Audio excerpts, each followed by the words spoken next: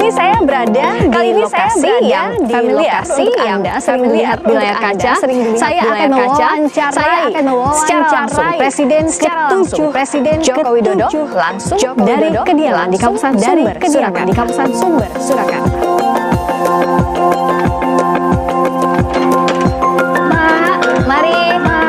Mari.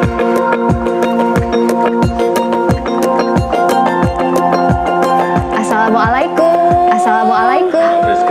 Bapak. Izin Pak mau bertamu ini. Boleh dipakai Pak satu ini. Boleh dipakai Pak satu ini. Terima kasih Bapak.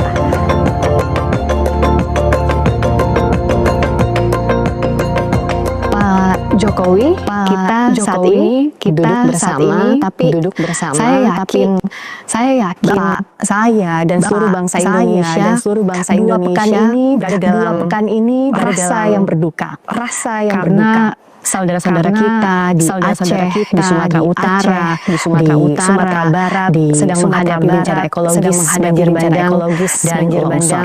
Dan apa yang hendak Bapak sampaikan terkait ini Bapak? Pertama-tama saya ingin menyampaikan duka cita yang mendalam terhadap korban banjir bandang dan juga tanah longsor di Aceh, di Sumatera Barat, dan juga di Sumatera Utara serta di wilayah Semoga keluarga yang ditinggalkan diberikan kesabaran, kekuatan dalam menghadapi musibah dan cobaan ini. Dan kita sebagai sebuah bangsa besar, saya melihat solidaritas, kekuatan kita gotong royong juga antara pemerintah pusat, pemerintah daerah, TNI, Polri, relawan, dan seluruh masyarakat. Saya lihat bersama-sama bergotong royong menunjukkan kekuatannya dalam rangka menolong saudara-saudara kita yang berada di Aceh, di Sumatera Barat dan di Sumatera Utara. Jadi kalau saya bertanya apa yang harus kita lakukan untuk menangani bencana di Sumatera? Kuncinya solidaritas tadi Bapak. Gotong royong kita yang menjadi kekuatan besar bangsa ini. Dan kita yakin bahwa bencana ini bisa dilalui oleh kita semua dengan baik. Insya Allah saya kira memang memerlukan waktu, tapi insya Allah bisa kita lalui dengan kekuatan gotong royong yang kita miliki. Itu kekuatan kita bersama, gotong royong menghadapi situasi sulit, yang juga harus kita hadapi bersama. Tentu tantangan di bidang ekonomi. Bicara soal ekonomi, saat ini setelah purna tugas mendapatkan amanah baru sebagai Dewan Penasihat Global New Economy Forum. Itu seperti apa Pak perannya dan bagaimana ceritanya bisa sampai ada di posisi ini? Indonesia ini dipandang oleh internasional sebagai kekuatan dari Global South. Dari selatan yang dipandang kita ini memiliki kekuatan, memiliki potensi untuk tumbuh menjadi kekuatan besar dunia. Karena kalau kita lihat pertumbuhan ekonomi kita di 20 tahun belakang ini bisa tumbuh antara 5 sampai tumbuh stabil di angka itu. Kemudian stabilitas politik kita juga terjaga dengan baik, dan ini dilanjutkan oleh pemerintah baru di bawah pemimpinan baru Presiden Prabowo Subianto. Saya kira ini akan menjadi sebuah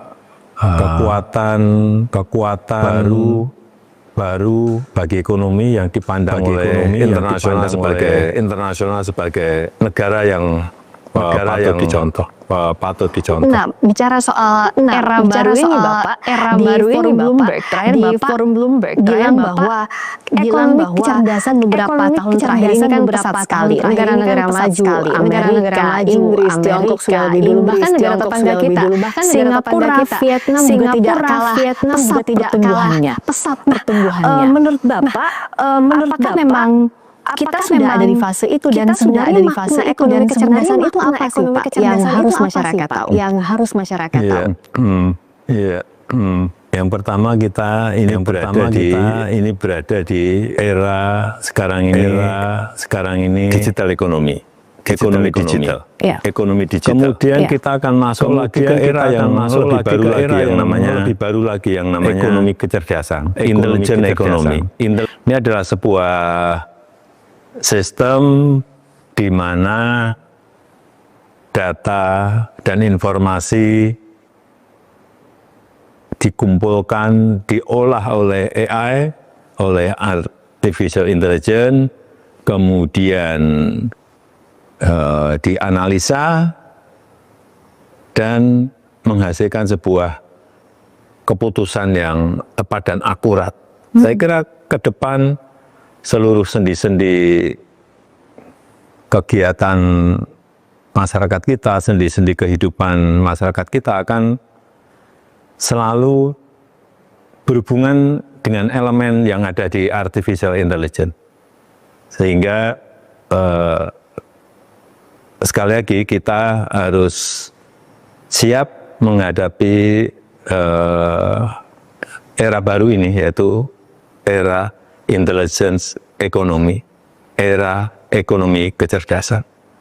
Saya ingat waktu dulu masih meliput Bapak, itu kan dalam setiap pidato Bapak menekankan soal pertumbuhan ekonomi 4.0 menuju 5.0, tapi sekarang kita sudah ada era yang baru lagi. Tapi Korea padahal artificial intelligence sama artificial intelligence atau kecerdasan buatan. Nah, sebenarnya apa Pak yang membedakan dua fase itu antara ekonomi digital dengan ekonomi kecerdasan? Apa perbedaan persiapan kita untuk ini? Ya kalau perbedaan, saya kira yang paling mencolok nanti adalah pengolahan data oleh artificial intelligence itu bisa langsung menghasilkan sebuah keputusan yang tepat dan akurat karena semuanya diolah oleh dan real time. Itu yang membedakan. Jadi kita juga alhamdulillah pembangunan infrastruktur fisik, pembangunan infrastruktur digital yang telah kita lakukan itu juga sangat mendukung kita untuk masuk ke dalam era ekonomi kecerdasan ini. Pembangunan infrastruktur misalnya yang fisik kita telah membangun banyak, airport, kemudian pelabuhan atau seaport, kemudian pembangunan jalan tol, pembangunan pembangkit listrik, power plant, kemudian pembangunan infrastruktur digital juga dalam proses semuanya. Sekarang ini data center, kemudian melaunching satelit baru, kemudian membangun dan memperbaiki jaringan-jaringan infrastruktur digital kita, kemudian juga konektivitas yang diperlukan. Saya kira persiapan kekuatan kita menuju ke era baru ekonomi kecerdasan ini betul-betul memang harus kita kejar supaya kita tidak ditinggal oleh negara lain, karena memang kita ini nantinya akan harus bersaing dengan negara-negara lain. Dan persaingannya pun ketat sekali ya Pak? Iya, ketat sekali, dan terutama memang sumber daya manusia. Ya. Itu yang harus disiapkan, kemudian dikenalkan, kemudian dilatih, harus ada training-training mengenai pengenalan mengenai AI, mengenai coding, mengenai algoritma, mengenai machine learning. Meskipun sekarang ini juga kayak coding itu juga sudah bisa menggunakan AI. Ya. Tapi pengenalan coding juga diperlukan dalam rangka ngerti logika berpikir dari coding itu sendiri, sehingga tetap diperlukan. Kalau kita sudah nanti memberikan training mengenai AI, coding, algoritma, machine learning, saya kira generasi muda kita, masyarakat kita akan menjadi lebih baik, digital literasinya, skillnya, sehingga akan terbuka sebuah lapangan pekerjaan bagi mereka, karena akan dibutuhkan nanti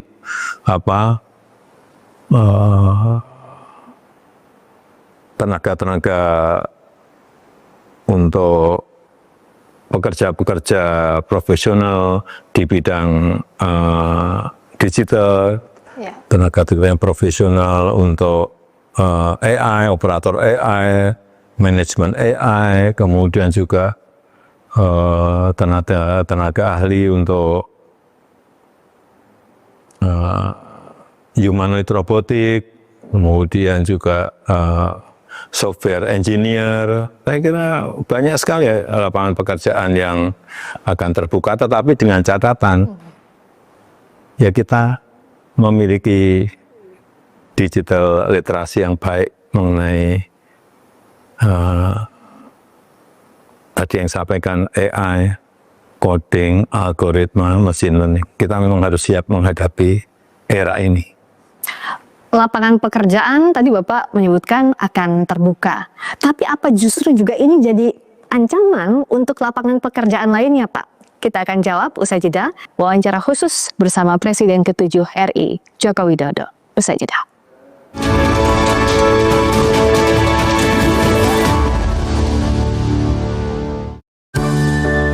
Minum 1 kaplet Caldana Flex setiap hari bila perlu.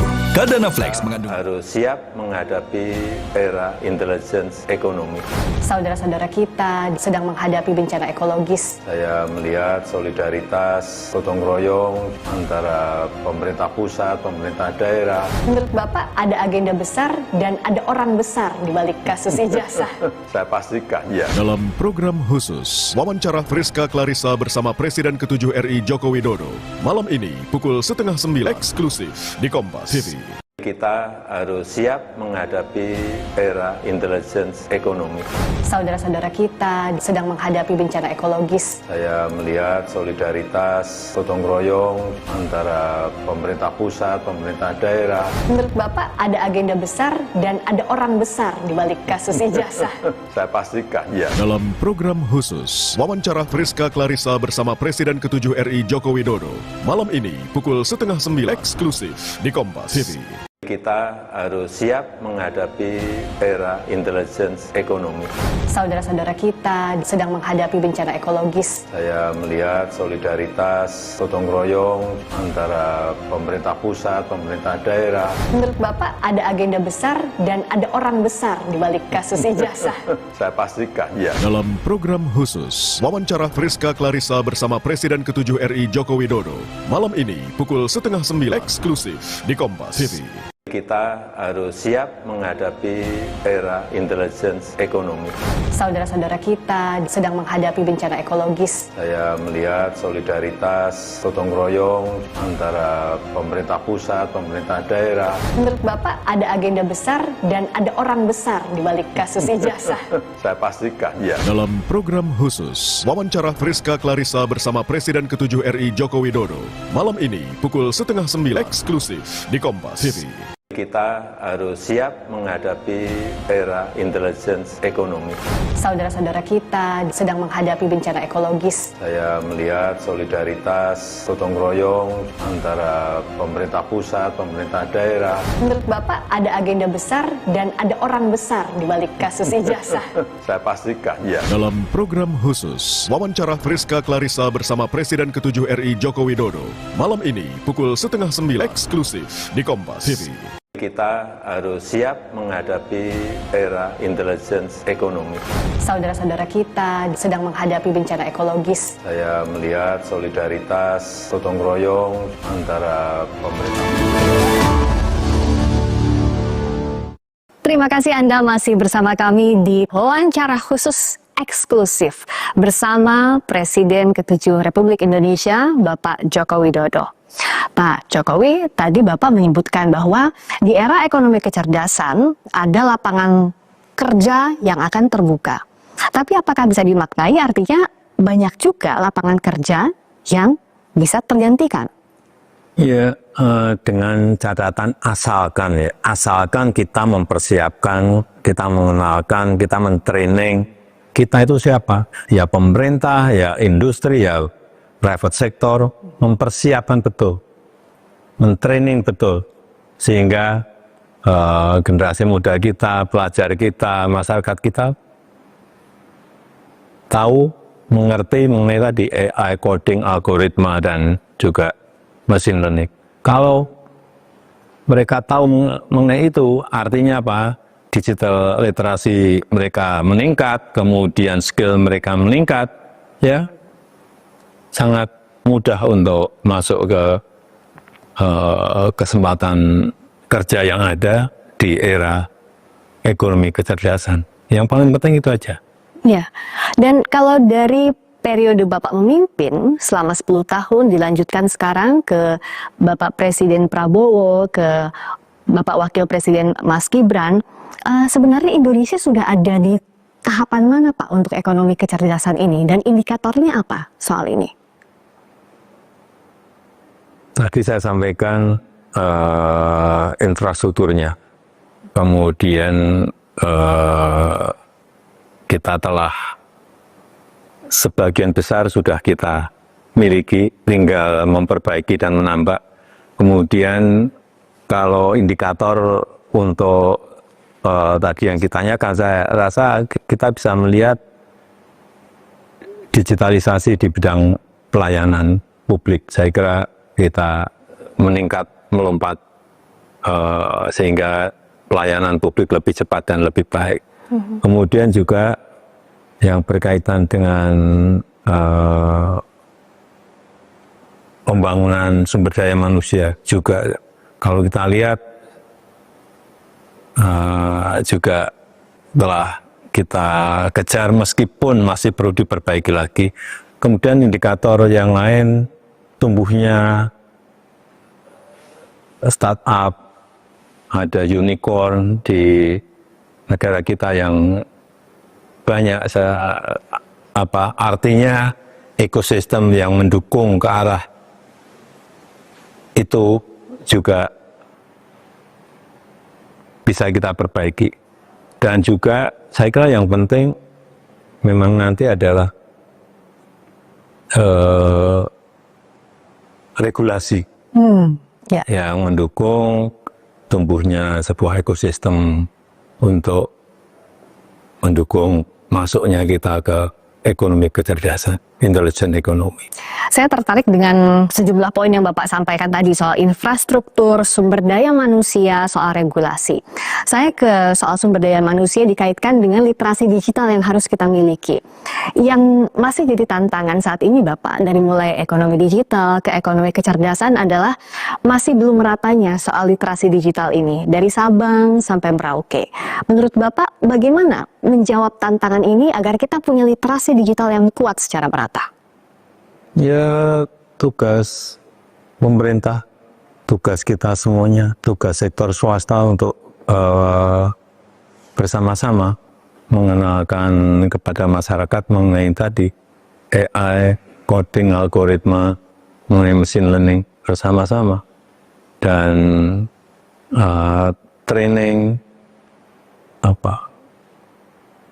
pelatihan-pelatihan harus dilakukan merata di seluruh tanah air agar kita nanti bisa masuk ke era ekonomi kecerdasan ini betul-betul dalam posisi yang siap. Karena menurut perkiraan saya dalam 5, 10 atau 15 tahun yang akan datang akan terjadi revolusi besar dalam penggunaan artificial intelligence. Yang kedua, revolusi besar juga dalam penggunaan humanoid robotik. Nah, ini perubahan besar ini harus kita antisipasi dengan menyiapkan infrastruktur, menyiapkan sumber daya manusia, menyiapkan regulasi yang mendukung ke arah itu. Ya. Dan ini jadi tugas pemerintah terutama ya Pak. Dan Bapak sudah memulai ini ya untuk keterampilan digital. Sejak itu Bapak jadi concernnya salah satunya untuk keterampilan AI. Tapi masih memerlukan banyak sekali perbaikan-perbaikan untuk dalam rangka mengejar ke era ekonomi kecerdasan. Karena langkah yang kita butuhkan juga akan jauh lebih cepat dari ekonomi digital itu ya Pak? Iya, betul. Dan kalau bicara soal tadi AI, keterampilan soal kecerdasan buatan, kita berlomba ada yang namanya humanoid robotic. Tapi pada yang kita lihat dalam akhir-akhir ini, beberapa tahun terakhir, yang jadi kekhawatiran justru AI disalahgunakan untuk disinformasi, untuk keamanan data yang terancam karena itu. Bapak bagaimana? Itu yang saya khawatir, itu yang saya sangat khawatir dan itu yang saya takut. Jadi penggunaan AI, nantinya penggunaan humanoid robotik untuk hal yang tidak baik. Sehingga sekali lagi dibutuhkan regulasi yang ketat dalam rangka mengontrol penggunaan AI, penggunaan humanoid robotik, sehingga betul-betul barang ini berguna bagi kehidupan kita, berguna bagi ekonomi kita, justru tidak yang tadi kita khawatirkan akan merusak sendi-sendi kehidupan kita.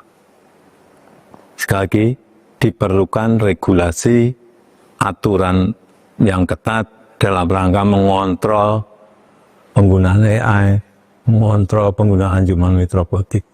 Dan ini memang harus disiapkan segera, didiskusikan segera oleh kita bersama, sehingga aturan lainnya menjadi jelas. Regulasi ini memang sulit ya Pak, apalagi untuk mengejar teknologi yang semakin cepat, seringkali aturan yang tertinggal di belakang. Ya, biasanya memang swasta lebih cepat dari regulasi.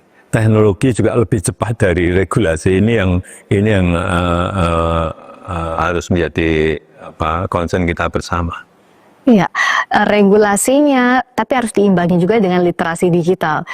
Jadi banyak sekali faktornya, tapi Bapak yakin Indonesia sanggup untuk menghadapi era ekonomi kecerdasan ini, Bapak?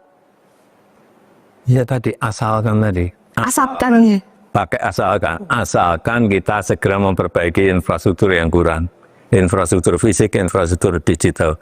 Yang kedua, juga asalkan kita segera juga mentraining, mengenalkan AI, coding, algoritma, dan machine learning kepada generasi muda, kepada masyarakat. Yang ketiga tadi, regulasi yang ketat yang harus kita segera siapkan.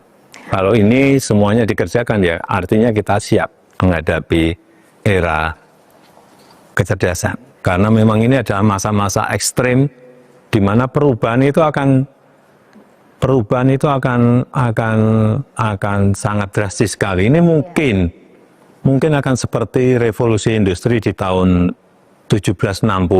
Saat itu dari pertanian tradisional masuk ke era mekanisasi, era industri manufaktur, dan juga era urbanisasi masuk ke kota. Ini yang mungkin kejadiannya akan seperti itu. Sehingga saat itu produktivitas globalnya naik drastis, produktivitas nasional di beberapa negara juga naik drastis karena bisa mengikuti perubahan zaman pada saat itu.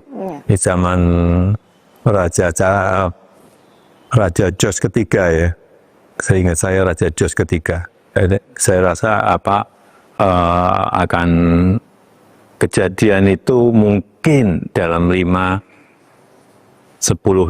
tahun yang akan datang akan kejadian, yaitu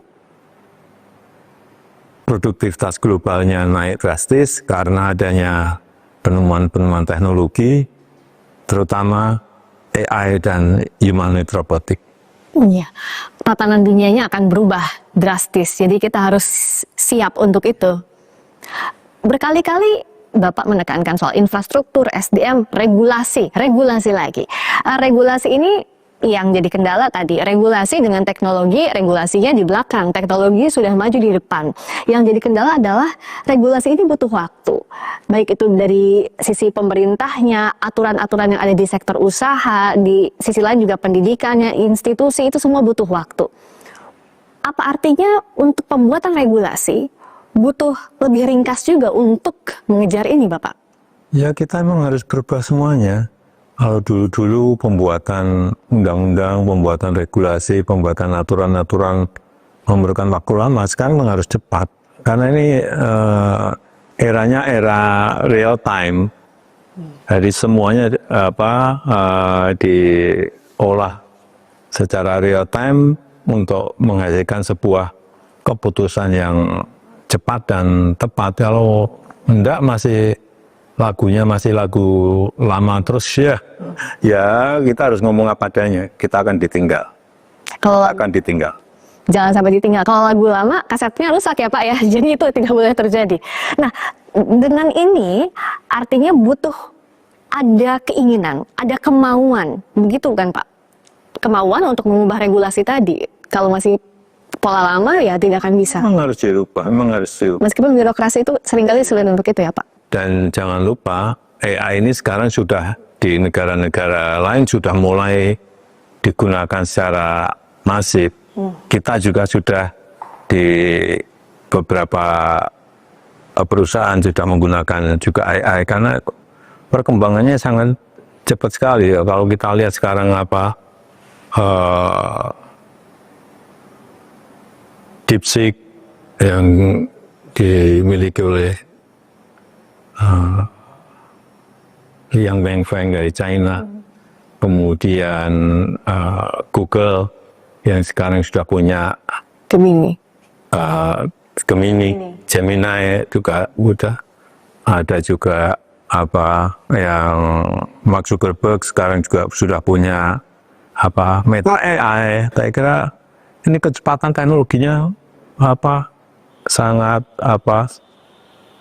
cepat sekali, sehingga kalau kita tidak ikut mengejar, akan betul-betul akan ketinggal. Kalau negara berkembang atau negara maju sudah punya tadi sejumlah indikator tadi, infrastruktur, SDM, dan juga regulasinya sudah menuju ke sana. Tapi untuk negara-negara berpenghasilan rendah, setidaknya untuk masuk ke era ini, apa yang harus dilakukan, Pak? Itulah yang menjadi problem besarnya di situ nanti. Sehingga kalau ini tidak negara berkembang, negara yang berpendapatan rendah, tidak menyiapkan infrastruktur, karena menyiapkan infrastruktur juga memerlukan anggaran. Nah, problemnya di situ, di anggaran. Nah, kalau problemnya di situ, saya kira memang yang paling penting kerjasama, kolaborasi dengan negara lain, dengan investor itu diperlukan oleh mereka. Untuk agar infrastruktur menjadi siap. Kemudian SDM juga menjadi masalah besar juga. Ini sehingga memang yang saya takutkan adalah gap antara negara yang berpendapatan rendah dengan negara maju semakin lebar karena adanya penemuan-penemuan teknologi baru ini, terutama AI dan humanoid robotik. Kalau pola pikirnya harus baru, kalau perangkatnya harus baru, ekosistemnya harus baru, berarti harus ada yang diredefinisi, harus ada yang didefinisikan ulang soal ekonomi kecerdasan ini. Apa saja Pak? Jawabnya usai jeda, kami segera kembali.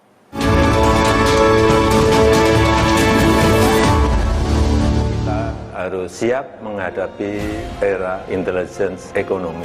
Saudara-saudara kita sedang menghadapi bencana ekologis. Saya melihat solidaritas, gotong royong antara pemerintah pusat, pemerintah daerah. Menurut Bapak ada agenda besar dan ada orang besar di balik kasus ijazah? Saya pastikan, ya. Dalam program khusus, wawancara Friska Clarissa bersama Presiden ke-7 RI Joko Widodo. Malam ini pukul 8:30 eksklusif di Kompas TV. Kita harus siap menghadapi era intelligence ekonomi. Saudara-saudara kita sedang menghadapi bencana ekologis. Saya melihat solidaritas, gotong royong antara pemerintah pusat, pemerintah daerah. Menurut Bapak ada agenda besar dan ada orang besar di balik kasus ijazah. Saya pastikan, ya. Dalam program khusus, wawancara Friska Clarissa bersama Presiden ke-7 RI Joko Widodo. Malam ini, pukul 8:30 eksklusif di Kompas TV. Kita harus siap menghadapi era intelligence ekonomi. Saudara-saudara kita sedang menghadapi bencana ekologis. Saya melihat solidaritas, gotong royong antara pemerintah pusat, pemerintah daerah. Menurut Bapak ada agenda besar dan ada orang besar di balik kasus ijazah. Saya pastikan, ya. Dalam program khusus, wawancara Friska Clarissa bersama Presiden ke-7 RI Joko Widodo. Malam ini, pukul 8:30 eksklusif di Kompas TV. Kita harus siap menghadapi era intelligence ekonomi.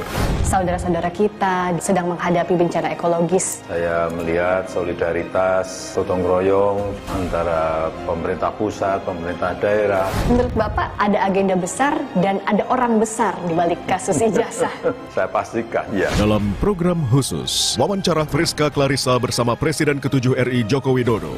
Malam ini, pukul 8:30 eksklusif di Kompas TV. Kita harus siap menghadapi era intelligence ekonomi. Saudara-saudara kita sedang menghadapi bencana ekologis. Saya melihat solidaritas, gotong royong antara pemerintah pusat, pemerintah daerah. Menurut Bapak ada agenda besar dan ada orang besar di balik kasus ijazah. Saya pastikan, ya. Dalam program khusus, wawancara Friska Clarissa bersama Presiden ke-7 RI Joko Widodo. Malam ini, pukul 8:30 eksklusif di Kompas TV. Kita harus siap menghadapi era intelligence ekonomi. Saudara-saudara kita sedang menghadapi bencana ekologis. Saya melihat solidaritas, gotong royong antara pemerintah pusat, pemerintah daerah. Menurut Bapak ada agenda besar dan ada orang besar di balik kasus ijazah.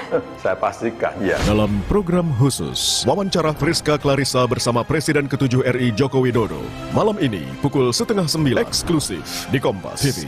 Kita harus siap menghadapi era intelligence ekonomi. Saudara-saudara kita sedang menghadapi bencana ekologis. Saya melihat solidaritas, gotong royong antara pemerintah pusat, pemerintah daerah. Menurut Bapak ada agenda besar dan ada orang besar di balik kasus ijazah. Saya pastikan, ya. Dalam program khusus, wawancara Friska Clarissa bersama Presiden ke-7 RI Joko Widodo. Malam ini, pukul 8:30 eksklusif di Kompas TV. Kita harus siap menghadapi era intelligence ekonomi. Saudara-saudara kita sedang menghadapi bencana ekologis. Saya melihat solidaritas, gotong royong antara pemerintah pusat, pemerintah daerah. Menurut Bapak ada agenda besar dan ada orang besar di balik kasus ini.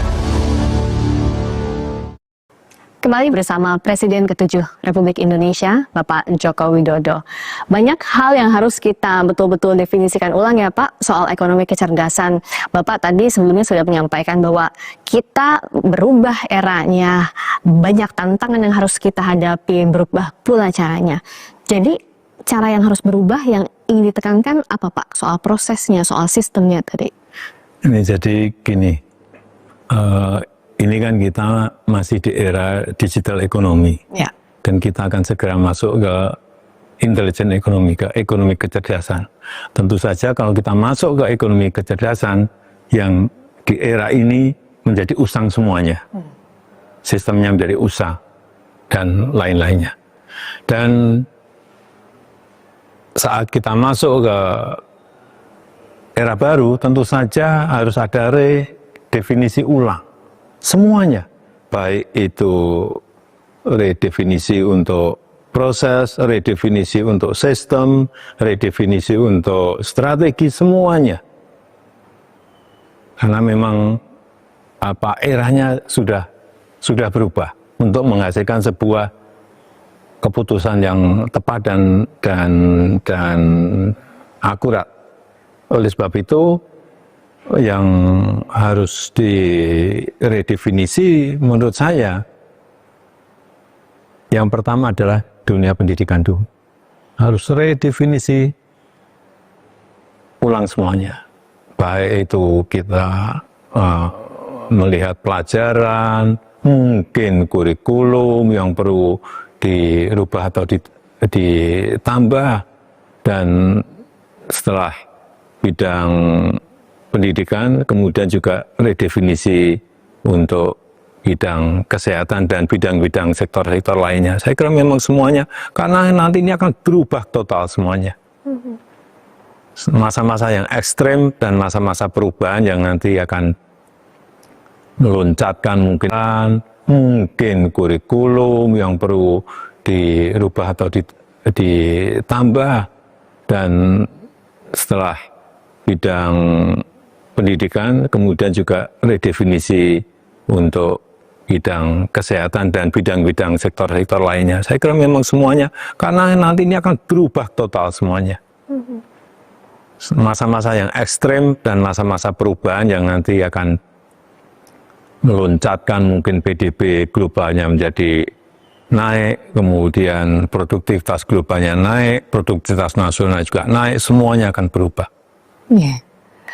Di sektor pendidikan misalnya, kalau polanya berubah, kurikulum berubah, artinya dari mulai regulasi, tenaga pendidik, kecakupan muridnya, semuanya harus siap. Semuanya memang harus siap, semuanya harus berubah semuanya.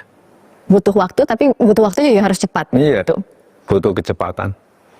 Lalu untuk sektor swasta menghadapi era ekonomi kecerdasan, apa yang harus berubah dan disiapkan? Ya, mereka harus menyiapkan SDM menyesuaikan dengan permintaan pasar yang ada. Saya rasa kalau swasta itu menyesuaikannya bisa lebih cepat. Saya kira yang paling penting pemerintah dengan regulasinya, dengan sistem-sistem barunya, dengan strategi-strategi barunya juga memang harus segera beradaptasi dengan perubahan ini. Bagaimana dengan kedaulatan data? Seberapa penting dan apa yang harus menuju ke sana? Itu juga yang harus diatur dalam regulasi kita.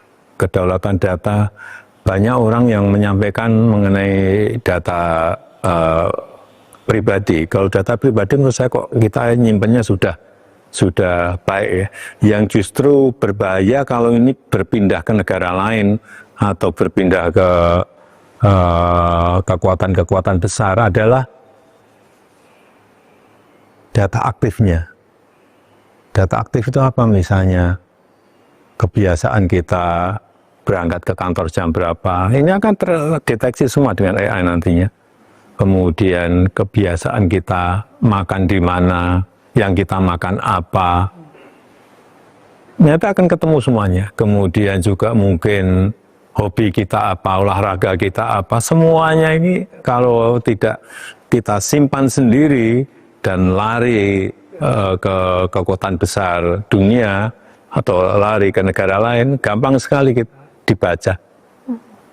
Dibaca akan sangat gampang sekali dan akan diintervensi dengan cara apa, itu juga akan mudah sekali negara lain melakukan. Saya rasa ini yang kedaulatan data yang pasif itu juga penting, tapi lebih penting lagi yang data aktif itu sangat penting sekali. Dan keamanan data yang kita punya menjadi kunci. Harus jadi kunci. Iya. Tantangannya memang sulit sekali ya Pak, keamanan data ini. Iya, tidak mudah, tapi kita memang harus melakukan. Tidak mudah, kita harus melakukan. Di sisi lain, pekerjaan rumah soal ekonomi kecerdasan ini masih banyak sekali, Pak Jokowi. Iya, memang harus cepat diselesaikan. PR-PR yang memang harus dilakukan, harus cepat dilakukan. Karena memang perubahannya juga sangat cepat sekali. Sangat cepat sekali. Kita baru berbicara satu hal yang lain sudah muncul lagi. Sehingga betul-betul kecepatan itu harus kita lakukan. Jadi kalau dari yang Bapak sampaikan, kita tuh masih punya banyak sekali pekerjaan rumah untuk menyiapkan era ekonomi kecerdasan. Tantangan geopolitiknya luar biasa juga. Kita ada di tengah-tengahnya. Di tengah kondisi ini, tapi tampaknya masyarakat masih banyak tertarik dengan isu yang ramai menuai pro dan kontra. Salah satunya kalau saya bertemu dengan Pak Jokowi sekarang, tidak mungkin saya tidak menanyakan soal isu ijazah palsu, Pak. Nah, menurut Bapak, ada apa sih di balik isu ini? Tapi jawabnya saja dah, kami segera kembali.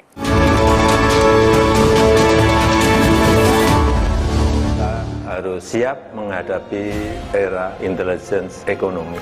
Saudara-saudara kita sedang menghadapi bencana ekologis. Saya melihat solidaritas, gotong royong antara pemerintah pusat, pemerintah daerah. Menurut Bapak, ada agenda besar dan ada orang besar di balik kasus ijazah. Saya pastikan, ya. Dalam program khusus, wawancara Friska Clarissa bersama Presiden ke-7 RI Joko Widodo. Malam ini, pukul 8:30 eksklusif di Kompas TV. Kita harus siap menghadapi era intelligence ekonomi. Saudara-saudara kita sedang menghadapi bencana ekologis. Saya melihat solidaritas, gotong royong antara pemerintah pusat, pemerintah daerah. Menurut Bapak, ada agenda besar dan ada orang besar di balik kasus ijazah. Saya pastikan, ya. Dalam program khusus, wawancara Friska Clarissa bersama Presiden ke-7 RI Joko Widodo. Malam ini, pukul 8:30 eksklusif di Kompas TV. Kita harus siap menghadapi era intelligence ekonomi. Saudara-saudara kita sedang menghadapi bencana ekologis. Saya melihat solidaritas, gotong royong antara pemerintah pusat, pemerintah daerah. Menurut Bapak, ada agenda besar dan ada orang besar di balik kasus ijazah. Saya pastikan, ya. Dalam program khusus, wawancara Friska Clarissa bersama Presiden ke-7 RI Joko Widodo. Malam ini, pukul 8:30 eksklusif di Kompas TV. Kita harus siap menghadapi era intelligence ekonomi. Saudara-saudara kita sedang menghadapi bencana ekologis. Saya melihat solidaritas, gotong royong antara pemerintah pusat, pemerintah daerah. Menurut Bapak, ada agenda besar dan ada orang besar di balik kasus ijazah. Saya pastikan, ya. Dalam program khusus, wawancara Friska Clarissa bersama Presiden ke-7 RI Joko Widodo. Malam ini, pukul 8:30 eksklusif di Kompas TV. Kita harus siap menghadapi era intelligence ekonomi. Saudara-saudara kita sedang menghadapi bencana ekologis. Saya melihat solidaritas, gotong royong antara pemerintah pusat, pemerintah daerah. Menurut Bapak, ada agenda besar dan ada orang besar di balik kasus ijazah. Saya pastikan, ya. Dalam program khusus, wawancara Friska Clarissa bersama Presiden ke-7 RI Joko Widodo.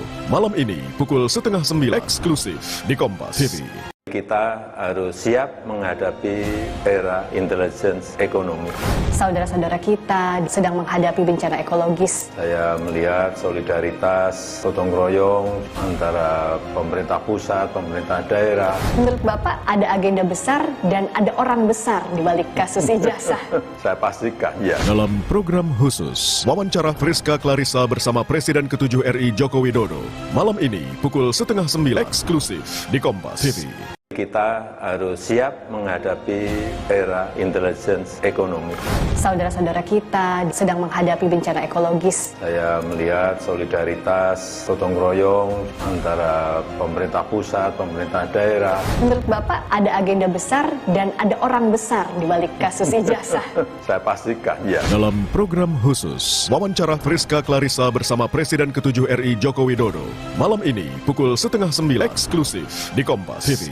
Kita harus siap menghadapi era intelligence ekonomi.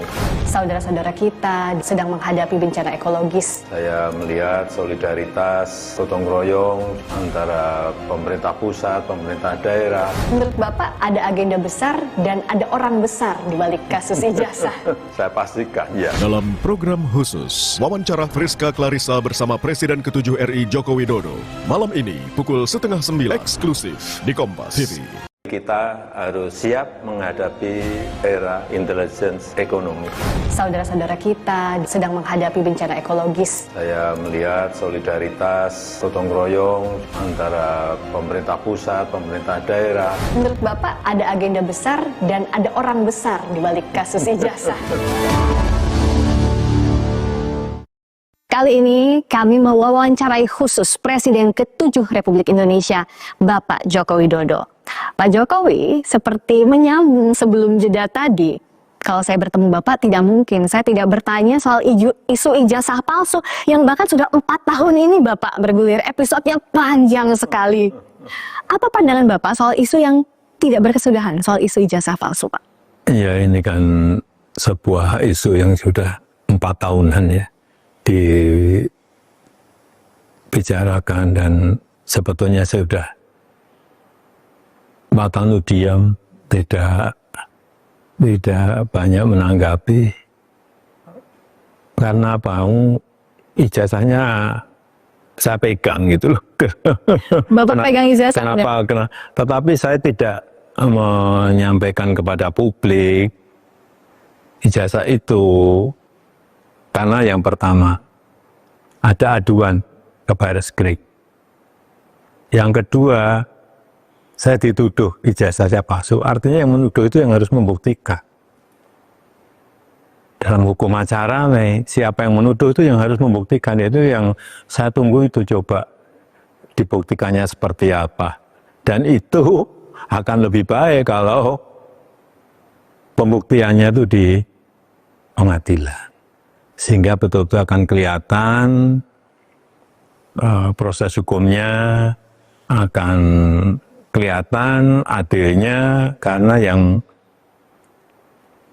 memutuskan adalah di pengadilan. Karena yang membuat ijazah saja sudah menyampaikan asli masih tidak dipercaya, gimana?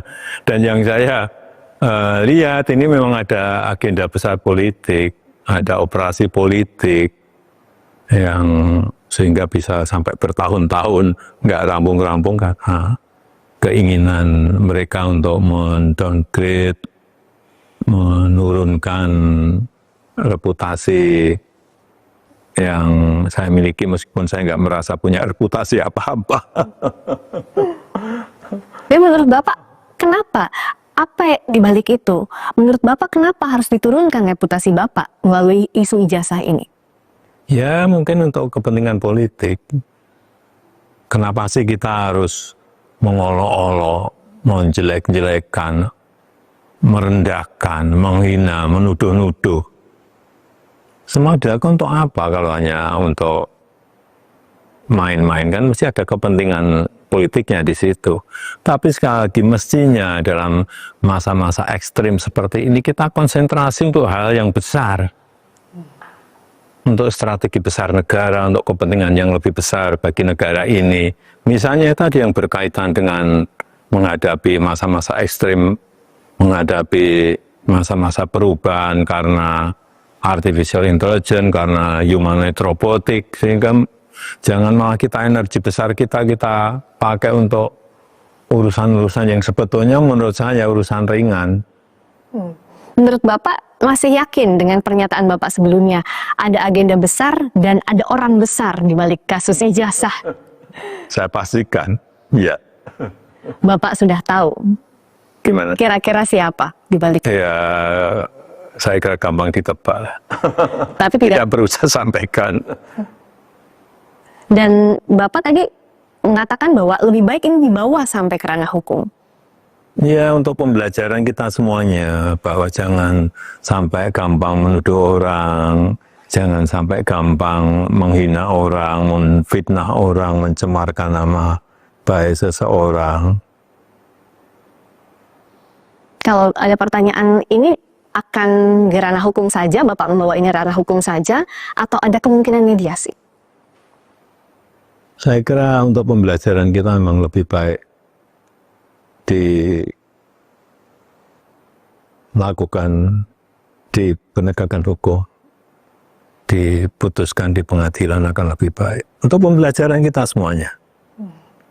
Dan Bapak juga pernah berjanji kalau sampai ke pengadilan, ijazahnya Bapak akan tunjukkan di sana, di pengadilan. Ya, itu forum yang paling baik untuk menunjukkan ijazah asli saya. Dari SD, SMP, SMA, universitas semuanya kan saya bawa. Untuk pembelajaran hukum, memang apa yang Bapak khawatirkan kalau ijazah ini, kasus ijazah ini terus bergulir di luar soal tudingan ijazah palsu? Ya, kan bisa terjadi tidak hanya kepada saya, bisa ke yang lain.